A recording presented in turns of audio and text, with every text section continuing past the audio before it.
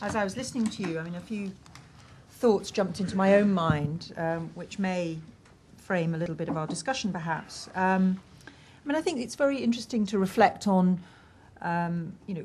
what do we want from our legislators in relation to the kind of scrutiny that we think is appropriate. One could say of any kind of public spending, but let's focus on what we're concerned with here in relation to aid spending. How much political scrutiny is enough? How would one define that? What would it look like?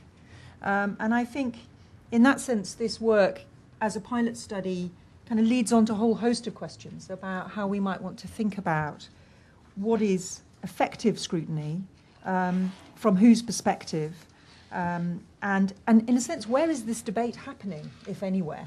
And what role might we play in keeping that debate alive? I mean, the other, I was going to say, and Jim, actually, you filled in the blanks on this very well. I was going to ask about, well, how pivotal do we think the International Development Act has been here in the UK for kind of building some of the architecture around this consensus on aid and aid spending in the UK that we've seen for a while, although I think that consensus is looking a little tenuous at the moment. And I think also there are some forces at work that would want to revise the International Development Act here in the UK, which therefore suggests that it's something we might need to come out and defend vigorously in the current climate.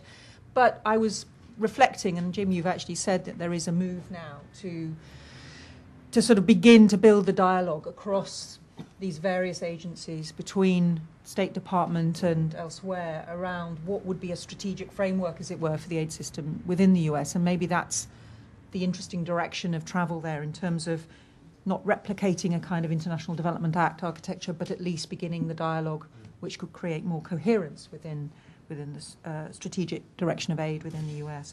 I mean, the other two just very quick things that occur to me. I mean, if one reads the white paper, I think we're very aware that, the agenda is actually becoming really quite challenging and complex, and demands much more joint working between DFID or any aid agency and other parts of government and the international system. And I do think a really interesting challenge for legislators is what kind of structures do they need to put in place to be able to oversee this incredibly complex agenda and to do so effectively. And when we have an International Development Committee here in the UK that sets itself a very broad brief, but nevertheless, falls short at looking at a whole range of issues that are now bearing down on certainly how we deliver aid, to do with what we're doing on the security set of issues, what we're doing on other aspects of foreign policy. And I think that's another area that it would be interesting to have a bit of reflection on. And finally, the role of civil society organisations, and presumably particularly within the US, of political lobbies. And it kind of goes back to my first point about what kind of role do we want? What do we want from our legislators? I mean, it seems to me that we have two political systems in which those types of organisations play quite different roles in some respect. But we have a very vigorous civil society here working on issues to do with development. It's been very influential in many ways. But how influential with Parliament? Question.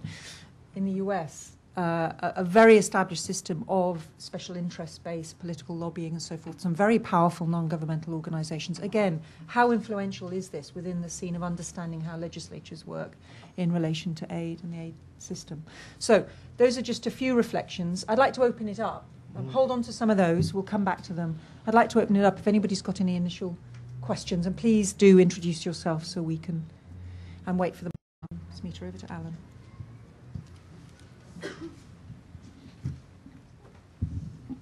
Thank you. I'm Alan Hudson, a research fellow at ODI. I'm currently doing a piece of work for the French Development Agency, which is about domestic accountabilities in donor countries, which is a comparative study of donor country domestic accountabilities in Germany, France, Sweden and the UK. So it's kind of very close to the sort of thing that you've been doing.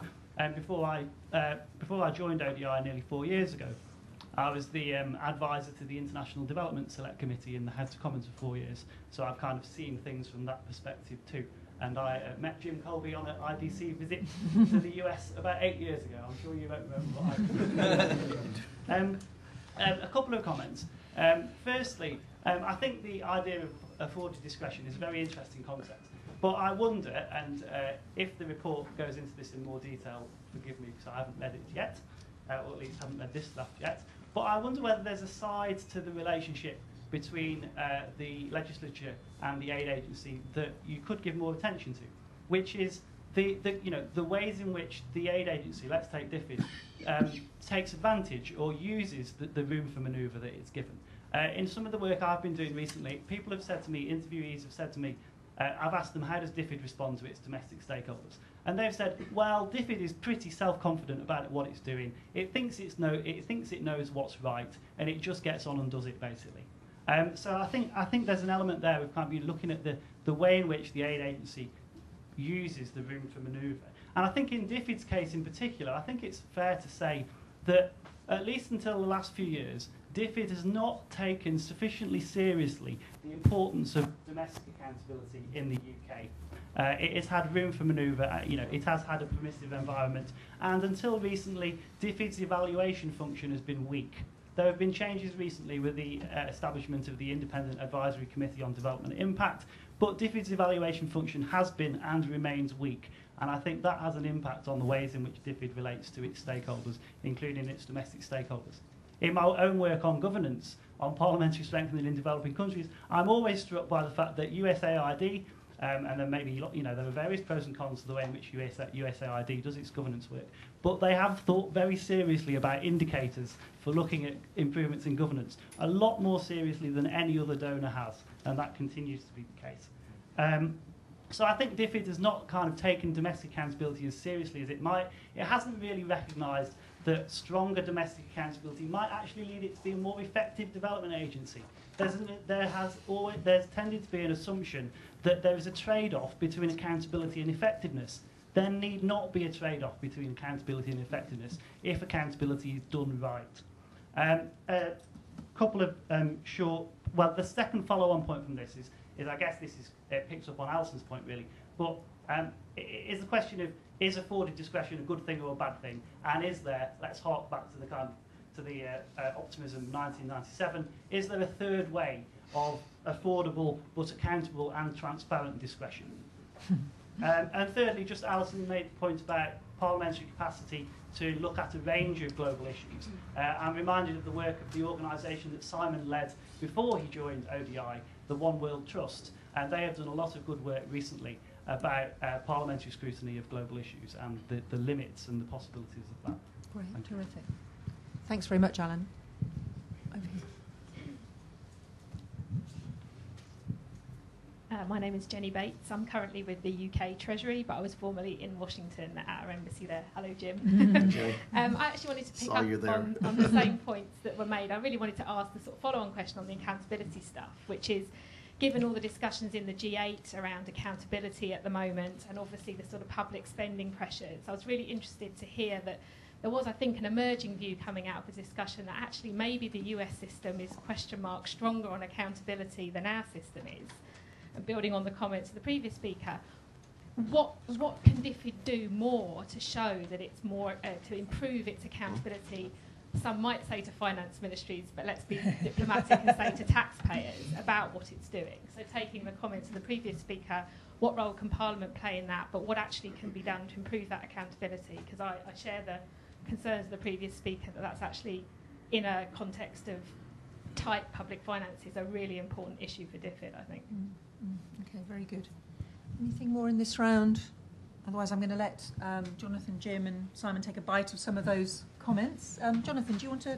Sure. Well, to your question, at least I can try to answer one or two of them. There are a couple in there, but as it relates to the evolution of DFID maybe not being as aggressive on indicators as USAID is, I'm going to get the mic here, maybe taking, I wouldn't want to say taking advantage, but seeing itself as being empowered and self-confident about what it's doing and how this impacts the sense in which it takes accountability seriously.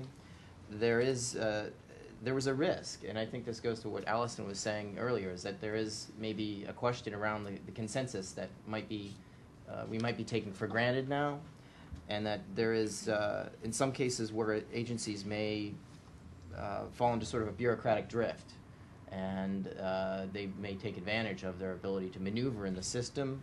If DFID takes this too far, it risks a kind of backlash of sorts, and it is, and I think that's the importance of the report. There isn't sort of DFID's position isn't static on one side, and neither is the U.S.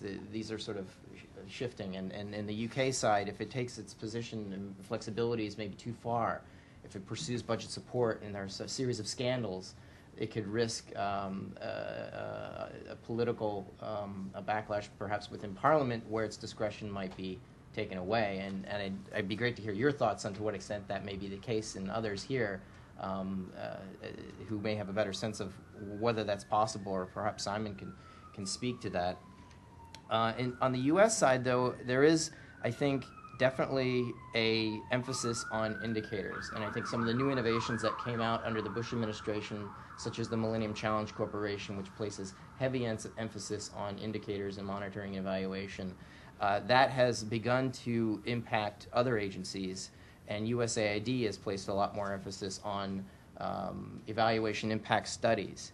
That said, I think when based on the perceptions of members of Congress and perceptions of USAID administrators, they both probably feel that there's an insufficient level of information and a level of distrust where in some cases maybe USAID is inhibited or maybe less inclined to share information, because if they engage in a dialogue with Congress, it's going to impose they're going to come through out of that conversation with a whole new series of requirements and demands on indicators.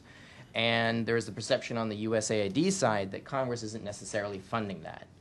It seems to be there's a gap. There's a high expectation for indicators and accountability, but when it comes to funding, there isn't a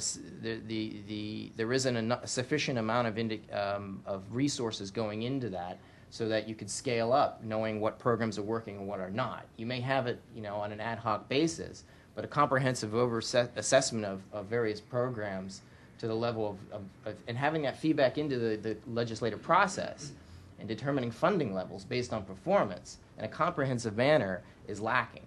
And so it's interesting to hear that there's a sense that USAID is actually a leader in the field, whereas when you talk to USAID officials and members of Congress, there's a sense that we are failing in this area. So that's an interesting insight. But I'd allow Jim and Simon to offer some other responses. Want to take Just very quickly, because I think Jonathan covered very well the points that I would make. USAID does have much less discretion, and that's a disadvantage for the most part. As he pointed out, could be an advantage somewhere along the way if aid runs into the concept of aid, the public support for development assistance and aid runs into problems here in Britain.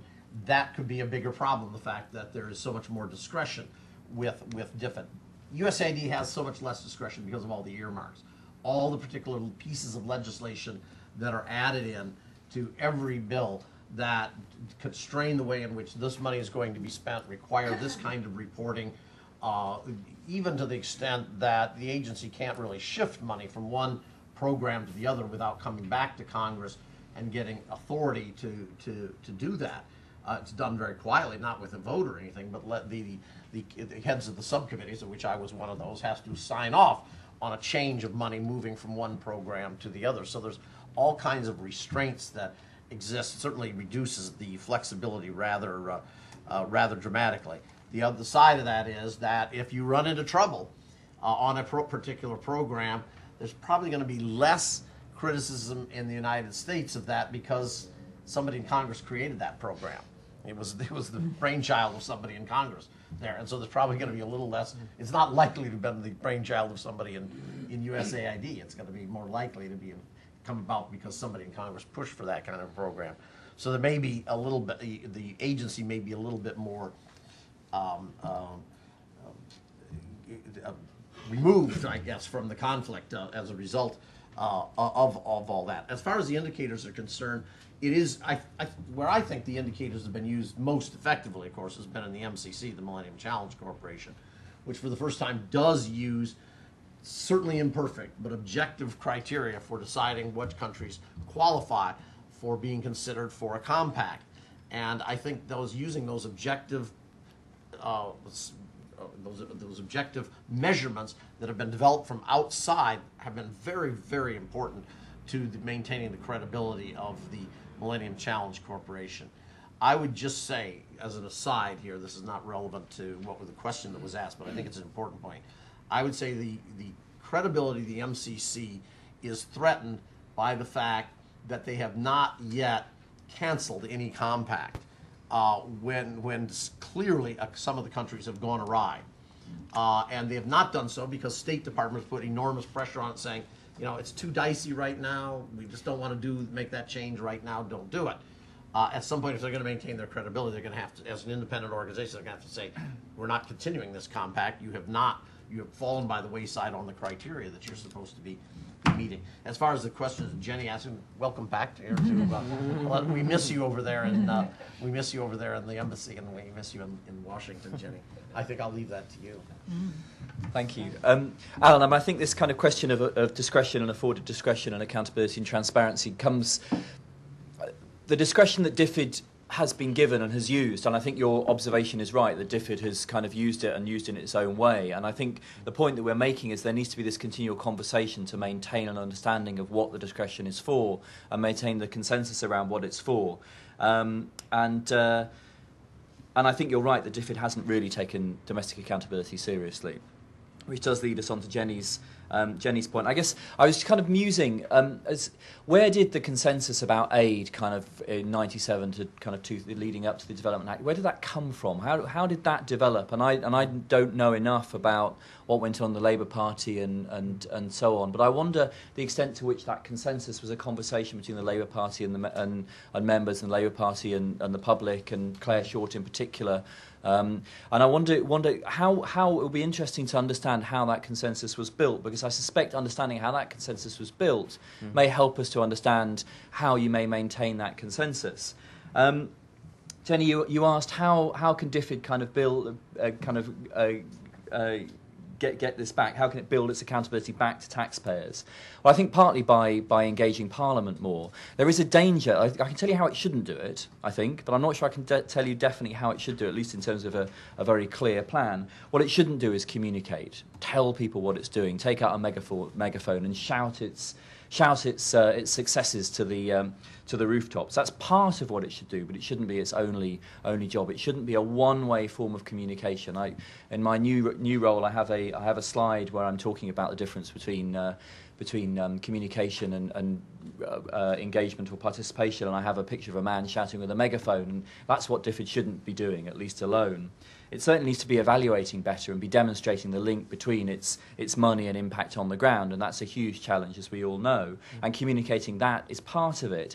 But having a proper conversation and a proper two-way conversation with Parliament, with Treasury, but also with the taxpayer is a large part of that, I think. And it comes back to building and renewing the consensus and trying to maintain that consensus on top-level objectives and not on detail. And the final point is Jim at one point talked about how a number of programmes have a number of very strong advocates on the Hill, and they don't want to give those up. And I think that the risk is that you kind of get this strong accountability, and then you can't move because the accountability is for very narrow things. And the question is how you keep the accountability at a high enough level that allows you to come into the detail when you need to and back out again.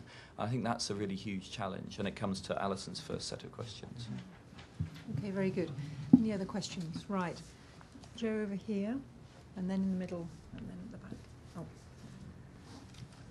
Yeah, gotcha. Joe Hanlon from the Open University. Two sets of comments. One is that increasing accountability, I think, for all the European aid agencies has led to requiring things that have numbers. So how many schools we build, how many miles of road we build, this sort of thing. And I think it's led to aid becoming much more old-fashioned because of the need for accountability of things we can count. And I think that takes me on to these indicators that are being created from outside. Now, I do most of my work in Mozambique, and what I see is the governance indicators that are being used, the business friendliness indicators that are being used, the decentralization indicators that are being used, are all irrelevant and wrong and do not relate to the reality on the ground. So they're all measuring the wrong thing because they're created by people from outside who don't have any sense of the kinds of changes that are taking place and are they relevant or are they not. So the World Bank's business-friendly indicators are all totally wrong to what people are actually doing setting up businesses on the ground. But that leads me to another totally separate question which comes out of Mozambique, which is one of the things we don't ask is what does aid do about the political and foreign policy influence the countries have in the northern countries have in the south. And one of the things that's absolutely clear about Mozambique is that DFID, because of budget support, is probably one of the most politically powerful players in Mozambique. The United States, which gives very large amounts of money because of the fragmentation, has no political power at all. And so keeps having meetings to say we need to be a player. And the government says, fine, the players are the budget support group. And they say, well, we don't do budget support. And the government says, well, fine, you're not a player. We're not interested in dealing with you. So Japan and the United States, which are both very large donors in Mozambique, have no political influence at all. Whereas Britain, through the budget support group and the other European donors, have an influence that goes right into the very policy making.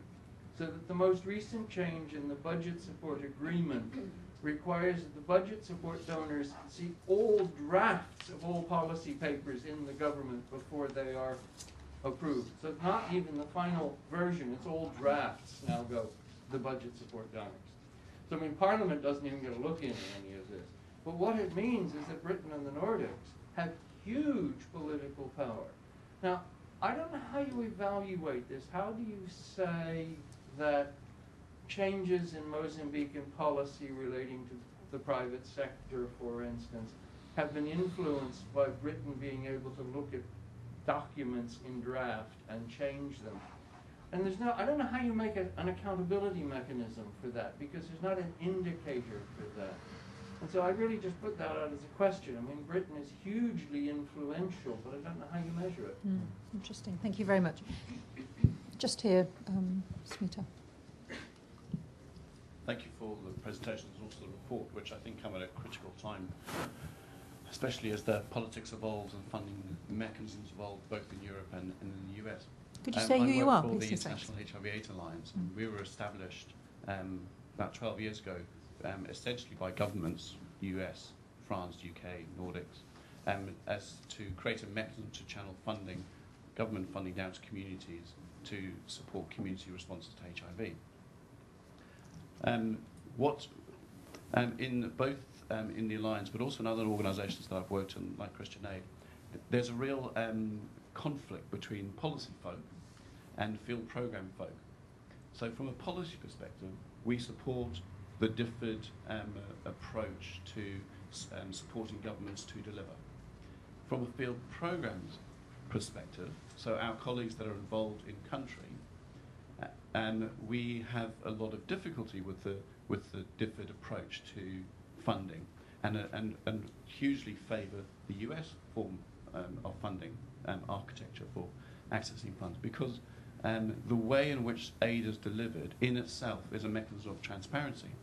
And from DFID's perspective, it's really difficult to monitor, engage, access significant amount of resources going to a country. From a US perspective, because there's so much analytical detail in even how an RFA is presented for a country, means that you, as a potential organisation applying for the funding, can examine it, can engage in it even before it goes out. So the level of accountability in what is funded is significantly higher. And what we see, particularly around the programs like PEPFAR, are demonstratable results at the end compared to what can we say DFID is doing to support universal access. Well, there's a lot of political commitment to universal access. So, for example, DFID earlier this year discontinued its HIV program in Southern Africa. What could we do about that? the response that DFID gives is that's a country, regional country, offers decision. Therefore, that country has autonomy. So there's very little that players in the region or even back here in Westminster can do to hold DFID accountable for the decisions that it makes at a regional level.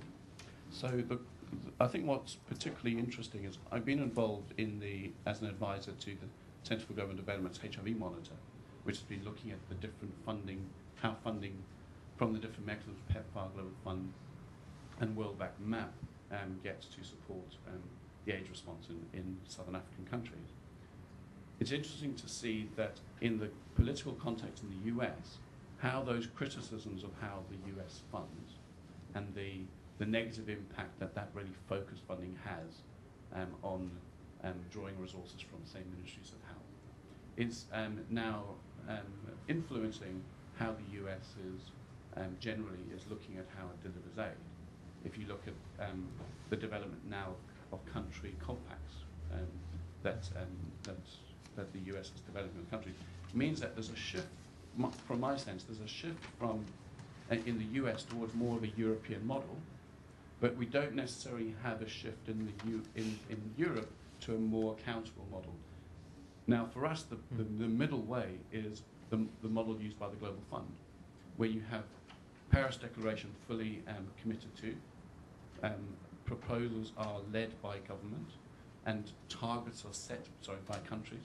Targets are set by countries, but there's a level of transparency from application forms to decision, which enable multi-sectoral engagement in the process and in the funding. So I'm wondering whether that is a model for us to look at a critical time when we're looking at how both the US and the UK do aid. Okay, very good, thank you. I'm going to keep it this side, then I'm coming over to you, don't worry. You wanted a point, and then we'll take the microphone in. Ben Reimer from International Crisis Group. I have two questions. The first is, what lessons should and could we take from reform of the US financial regulatory architecture in reforming aid in the US? And secondly, how to engage public and the attention of the electorate in the aid debate as well. There seem to be some issues that do engage. That second question, what is? Yeah, just how to engage public engage. and the attention of the electorate on aid. There seem to be some issues like climate change that do kind of resonate with the electorate more than, say, trade or something like that. So how to sell it to the electorate is an important Okay, issue. very good. Smita, right at the back over there.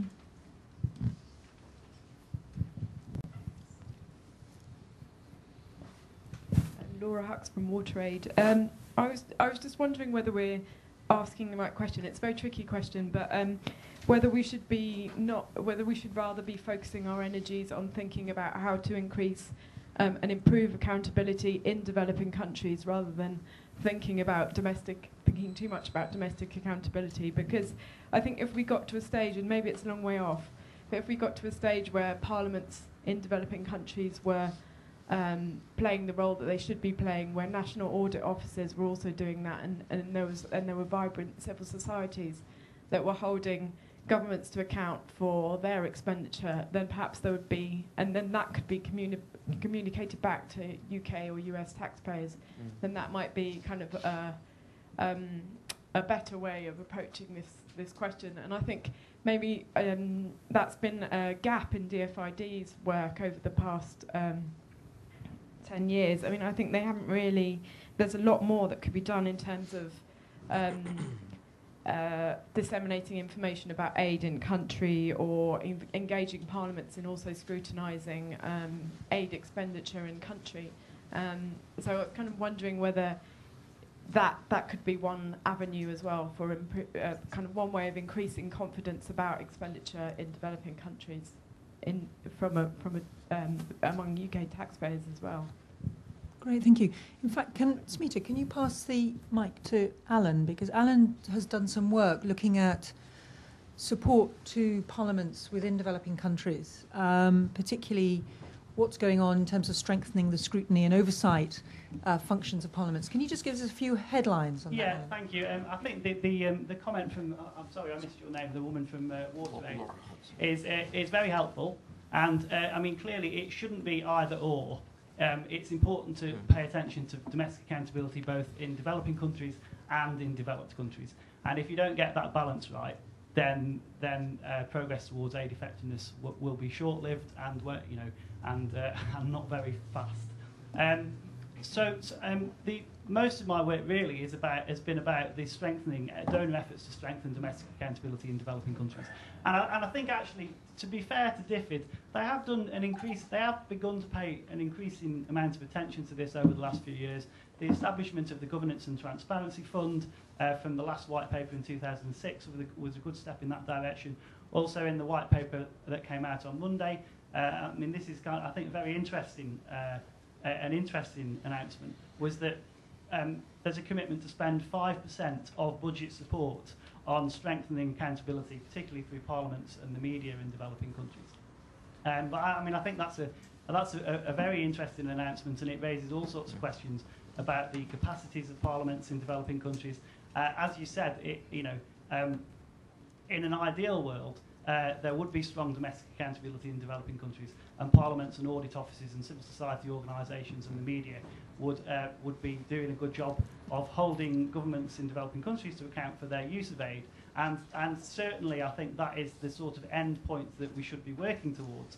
But at the moment, things ain't like that. So that is part of the reason why it's important to also give some attention to domestic accountability in donor countries. But as I say, it certainly shouldn't be either or.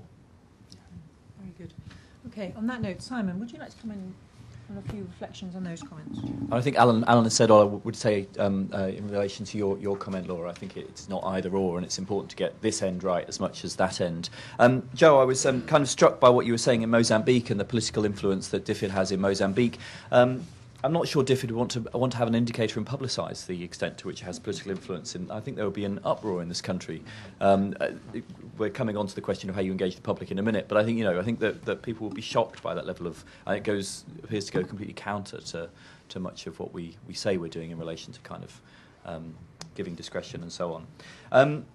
I guess the question I would want to answer really is kind of how you engage the public in aid, partly because it's where my new job is, and partly because I think it is the kind of one of the critical questions, because the legislature alone, kind of improving structures within Parliament, for example, and whether or not Parliament is able to set itself up to kind of do this cross-issue scrutiny, I think is unlikely. But even if you could do that, in the end, MPs feel themselves very answerable to what their constituents want, and their constituents are often bothered about other things.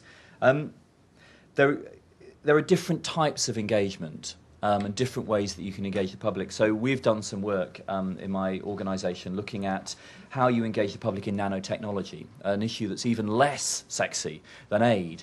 And you can certainly do things like citizens' juries and small-scale engagements, and you can get people involved in those sorts of issues. So what policymakers can take from that type of engagement is, well, if you give the public certain types of information, how will they respond? What's their likely response, and how would they like us to respond if you give them the information that we have? So that's one type of engagement that you can do, and you can certainly do that around the aid as well. You can do that kind of small-scale, quite deliberative process where you give the public information in small groups, and that will give you some evidence and some sense of, if you can engage the public, what they might think. I guess the question as to how you engage them more deeply really is. I guess for those of us working in development, the aid budget in the UK is huge. But if you look at it in terms of the overall budget, it's really quite small, very small, and too small. Nowhere near the 0.7% yet, but getting there. So if you were to think about kind of the extent to which you should engage the public in aid over other things, I guess there is a question mark to the extent to which you really should push it as an issue that's too important. But at the same time, I think that I'm now havering because I really have no idea how you do it in a deep sense. I think you probably do it through engaging civil society better and through engaging MPs better. So you use those channels, those connections to the public, and if you can better engage MPs and better engage those who work with the public in a deep sense, and the public then influence back again. So it's about getting to the accountability structures around DFID and how they engage with the public, and I think that has to be a large part of how you engage the public. Great. Jim? Just a few thoughts, comments here. I'll go in kind of reverse order. I'll assume that Laura's got answered over there. Penn, you asked a very interesting question here about what lessons can we take from the financial regulatory legislation in the United States that might apply to this. I'll be honest, I haven't really thought about that. Trying to think about it here, just as you mentioned it. I don't know that there's a lot that can be taken from that legislation that can be applied here, but maybe that's because I haven't thought about it enough and looked at it and to see whether there's some parallels that you might use here. Maybe Jonathon has some thoughts along that line. How do you engage the public? It was the other question you asked on these 8 issues here. And the answer is you have to engage them where it smacks them right in their heart or in their side of their head, where something that really interests them. And that's relatively easy to do with AIDS, HIV/AIDS. It's relatively easy to do when you're talking about children, and it's relatively easy to do when you're talking about girls' education, for example. A lot harder when you're talking about development projects and development assistance and agriculture and stuff. As critical, as important as we know that is to survivability in many of these countries, it just doesn't grab people's strings in the same way. So that, argues in one sense, I suppose, for the advantage of DFID, where they get all their money in one single lump sum, and they, smart, intelligent people that can make rational judgments, will decide whether the money goes to agriculture, goes to water projects, or where it's going to go. But in the United States, it's really where the interest groups, the advocacy groups, are putting their efforts and who they're able to get to in Congress in order to push these kinds of things. And very clearly, you've seen the results with PEPFARs. MCC stands out in contrast to that. There was nobody advocating for an MCC. And yet Congress decided this was a different way to do this, and it's had some support. Its support is shallow and weak because it doesn't have Buy America provisions in it, so it doesn't go back to contractors in the United States. So there's nobody at home advocating for this, except people who really believe in the development community that this is something that is really good. And then let me just quickly say on the other issues, the issue of at the one level, people say, gee, it's great because DFID has the control over how the money gets spent, and so it has the influence. And then down in the field, it's very different. I've heard that over and over again out in the field, both from USAID and from DFID people. I remember one, actually it was a DFID person who did tell me, said, boy, I really am envious of my colleagues here from USAID. He said, they can pull the strings, they can jerk a project right out from under when it's going bad or something. I can't do any of that here. And so that is the disadvantage of it. And I don't know how you find the right balance. I think the idea of the global fund may have some lessons in there as a good balance of the way that we do find that. And I think maybe it's something we ought to take a harder look at. Maybe that's a next study that we should do. That's enough. Can I just ask you, though, one thing, Jim? I mean, the G8 is about to announce, and will probably announce, a major food security initiative this week, of which US support has been critical to building that, including a strong move in the direction of moving away from food aid to the kind of agricultural support necessary to build sustainable food producing systems and so forth. I mean, what are the politics behind that kind of move, if you read that from the US side? Well, I wouldn't put too much hope yet in that happening at the level of Congress here. Congress likes the Public Law 480, the food aid, because it comes out of the farmers get to sell their food directly there, and it goes on U.S. ships to the countries, and it's the most inefficient way to deliver assistance you could possibly imagine. It's one of the things I led a charge against and quickly got knocked up inside the head very quickly by other members of Congress on that one. But I don't see any really big change coming to that. It'll be interesting to see if the administration really wants to, how much they want to expend. Of their political capital they're going to spend on something like that. They've got so many things in the fire right now, whether you're talking about health care, the budget crisis, even throwing immigration into the picture here, the foreign policy issues. They got so many irons in the fire. Are they going to really want to spend a lot of political capital on this? And my guess is no, and it's going to take a lot of political capital because the Public Law 480, the food aid program, is really embedded into the agriculture, and it's totally outside the foreign aid picture. And then State Department, my subcommittee that I chaired that funds all that has nothing to do with it. We don't do any of that. It's all done in the agriculture subcommittee. It's really embedded very hard in there. So I think that it's great to talk about it. Bush, actually suggested that it should be changed. He sent his then administrator, Andrew Natsios, to go out to Kansas City to talk to the food producers associations, a kind of a conglomerate of agricultural groups. And he practically got run out of town on a rail out there. He barely escaped with his life from that meeting. That was the end of that. The administration said, okay, we won't take on that one any longer here. So it'll be interesting to see whether Obama, with his large majorities, whether he's able to do that and willing to do that. That's very interesting. I mean, one of the interesting contrasts then is within the UK system, there are few of those sacred cows, as it were, that are untouchable, which is, one might say, a strength of the way in which business is done. Mind you, just to add to that, he has to have his support for the climate change. The critical support is coming from Colin Peterson, who is the chairman of the Agriculture Committee. He has to have that support. If he antagonizes Colin on this issue, he could well lose it on something that's much bigger for him. Interesting. Okay. Jonathon, a few last reflections on those questions? Yeah, I think as it relates to the regulatory reform in the U.S., there could be a level, I mean, just reading about it, you get a sense that there's a similarity and that you have these legacy executive branches that were created to, at one time, address a certain crisis that emerged several decades ago. And there has been an increasing number of different instruments created to address them, but yet now we have a financial system that's gotten ahead of the oversight capacity. There's a similarity, I think, that in the aid side, that our system hasn't kept up with the times, and there needs to be serious consideration of reauthorization and some sort of restructuring of the aid side in the United States. And just I think what Jim had to say on the engaging the electorate in the United States, it is these narrow sector-specific issues that gain resonance and members can rally around, and they get funded.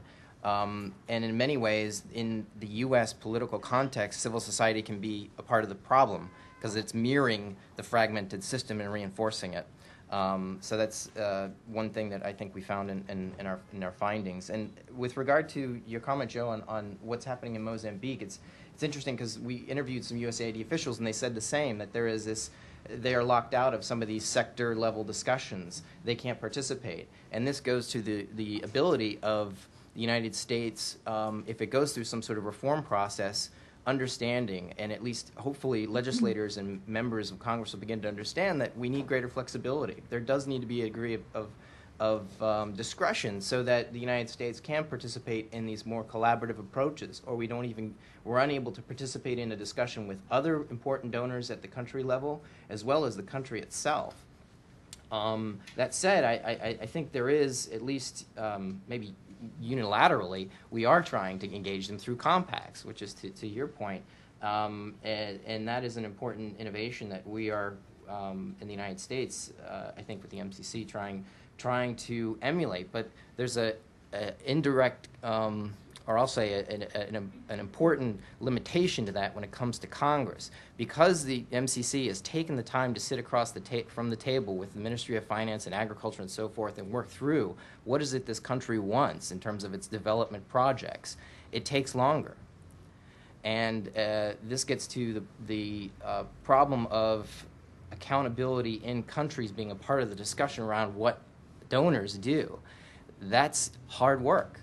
It's not easy, and legislators may not necessarily appreciate that, and that means that they don't get quick returns, and in many ways, sometimes, unfortunately, legislators may be operating with a sense of they have a constituency, that is and they want to expect a quick turnaround and quick projects. And that's sort of the tension in the system.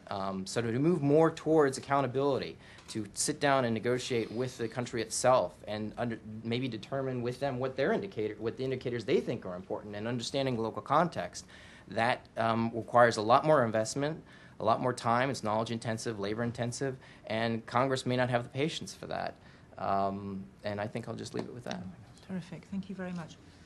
I'm going to take two more because we're coming up very close to the end now. There's one here, Smita, and then over there. Hello. Edouard Bellon from Safer World, Security and Justice Advisor. Just a quick question. I would like to jump on what Jim Kolbe said regarding difference between farming and girls' education, how it grabs attention.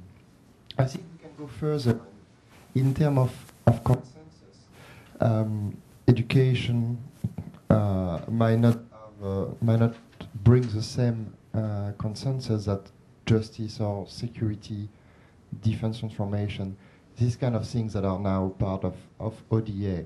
So when we talk about select committee on aid, when we talk about consensus, we might want to distinguish which kind of sector of aid delivery are we talking about. That might help in on the way accountability is carried out. And maybe also the issue of contractors. Jim Kolbe discussed very quickly talk about the influence of contractors. Public opinion discovering that some of on a project 20% goes to a big consultancy business, that might bring attention. That might not bring consensus, for example.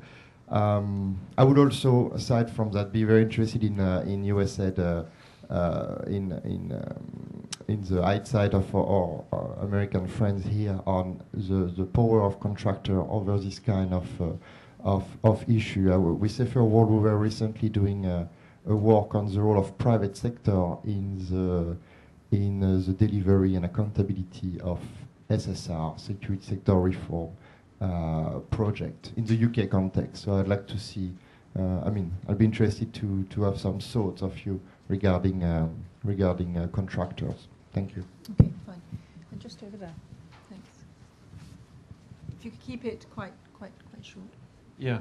My name is Colin. I work for the BBC in the World Service Trust, which is the international development charity of the BBC. You've talked quite a lot about the differences between the legislatures in the UK and the US. But Simon, you also mentioned the fact that in the UK we're not close to the 0.7% commitment to international aid. Is there some similarity between the legislatures in the US and the UK that are meaning that neither country is able to achieve that goal that we've had for so long? Okay, very good. Thank you very much. Just a last thought, Jonathan, just to... On the justice and security issue, I'd say that's a really important new perspective on this, is the consensus around poverty reduction or consensus around a whole of government approach to development or civil military affairs. Those are two different things. And I think that it's an important one because there are the question as to what extent maybe you have a development agency sitting within a bureaucracy in the executive, the politics of where the role of the Pentagon, particularly in the United States, as Jim was saying, is pretty strong. And 25% of U.S. ODA is now channeled through the U.S. military. And I think, as he said, it's not a function of them actually saying that this is what we're trained to do. This is because they're the only ones who can get outside the wire in some of these, in the PRT units and so forth. And as it relates to, I'm not familiar with a lot of the U.S. contracting. Maybe Jim can talk about that as it relates to the role of contractors. But this question of policy coherence and the way legislators oversee the extent to which we're achieving maybe development goals, but also security and justice goals. Maybe it's not so important whether you're counting some things in ODA or not, but it's a question of whether they're being counted at all, and that there's more coherent oversight. And one of the findings of the report is that there is a weakness in both the UK system and in the US system for evaluating, like the conflict resolution pools that are in the UK system. Those aren't really, Simon identified that as something that is not seen as getting a lot of scrutiny. In the U.S. side, there are a lot of studies that look at how we fail in this regard as well in some cases, and that there could be maybe more legislative joint committee oversight mechanisms to help address that question. So. Good. Do you have a thought on this contractor? Just yes, very quickly on these issues. On the contractor issue, yes, they do have an influence. There's no question about it. They're lobbyists. They have organizations in Washington. They have political action committees. They do lobby. However, the very large organizations generally have contractors spread throughout USAID, so they lobby generally for just larger aid budgets, not for specific programs. But then you have the advocacy groups. Let's say a group that really is committed to clean water. That's their thing. And there may be a contractor that works on this. They've got the device that's going to be used there. And they will come to Washington and they will become the lobbyists for that particular group. So contractors do have an influence on the process. But I think it's less, the pure contractors is less than the advocacy groups are. They're the ones that lead the charge are clearly the advocacy groups. The contractors get the benefit of it because when there's more aid dollars that are appropriated, they're going to get more of those contracts through USAID. The question that Colin asked, or comment he made really, more than anything, about the US and UK not meeting at 0.7%. I don't know what you can draw from that, except that both systems don't seem to get you there. There must be something else on the political side that's there, and I don't know that one or the other of these systems that we have is more likely to encourage getting closer to meeting the Millennium Development Goal. Okay, very much. I think it's a fascinating question, and I think it isn't to do with the system because they are so different. I think it's actually, I think the important thing is that the issue of aid isn't important enough, and getting 7% isn't important enough, or 0.7% isn't important enough politically, and it comes back to Ben's question about how do you engage the public in a deeper debate about why it's important. So I think that's the similarity is the connection between the political structures and the public. I just wanted to kind of remind us right back to Alison's first question: what do we want from our legislatures? What I can't say it either, and what should political scrutiny look like? And I think those are two fascinating questions that I'd love to carry on talking about, but I won't. Thank you very much indeed. Well, I think this has been a terrific discussion with lots of, I think, very meaty issues on the table. I suspect this is one where you kind of flip up the corner of the lid and you see the veritable can of worms beneath. So we might have to do some more thinking and talking about this. I think it's also been a terrific transatlantic discussion. And I very much welcome and value the collaboration we've had with GMF on this piece of work and look forward to be able to continue to talk around these issues. I think there are some very interesting questions on both sides of the Atlantic which sort of centre around these notions of the role of political engagement in the aid system and so forth. So thank you to our panellists, Jim, Jonathan, Simon. Thank you all very much for coming, and we hope to see you at another event soon. Thank you.